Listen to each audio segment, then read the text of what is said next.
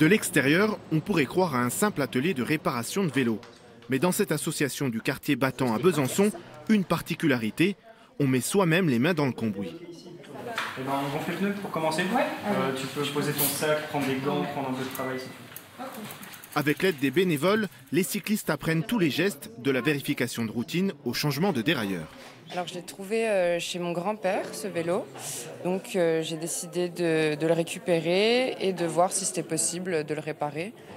Pour l'instant, j'ai appris à gonfler un pneu, parce que moi je partais vraiment de très très loin. Aujourd'hui, j'arrive à me débrouiller pour réparer mon vélo, puis à aider aussi les autres à réparer leur vélo. Ouais. L'atelier compte 700 adhérents, mais les cotisations ne suffisent pas. Aujourd'hui, son avenir est menacé faute de financement public.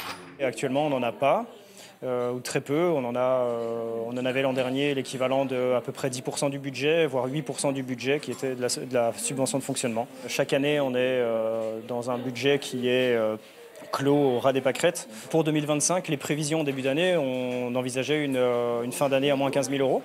Face aux incertitudes, la structure ne sait pas si elle pourra conserver ses 2 emplois salariés. Partout en France, on observe une crise du monde associatif. Le Covid, l'inflation et les restrictions budgétaires ont fragilisé cet écosystème déjà en difficulté. En Bourgogne-Franche-Comté, plus de la moitié des associations déclarent avoir des problèmes de finances. Un tiers des associations nous disent avoir moins de 3 mois de trésorerie d'avance. Quand on est une organisation avec des salariés, 3 mois de trésorerie, ça veut dire insécurisation finalement de l'activité et des postes de ces associations. Ça va faire de la casse dans les associations.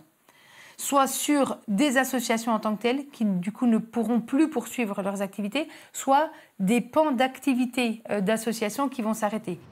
Autre lieu en difficulté financière, le Bastion à Besançon. Entre ces murs, depuis 40 ans, on promeut la pratique musicale pour tous.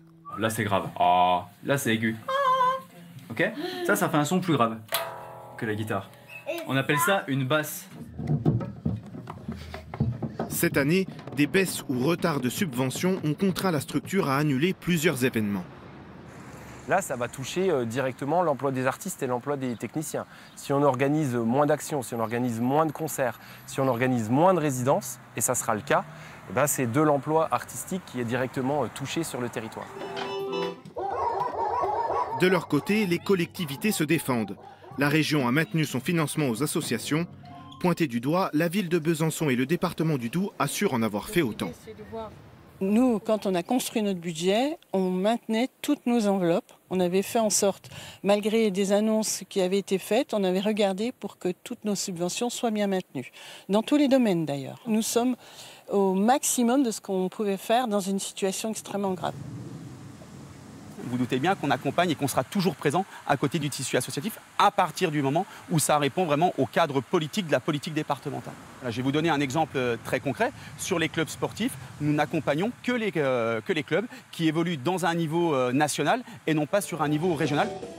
Si les difficultés perdurent, de nombreuses associations pourraient disparaître en emportant avec elles ces liens humains qu'elles entendent tisser dans notre société.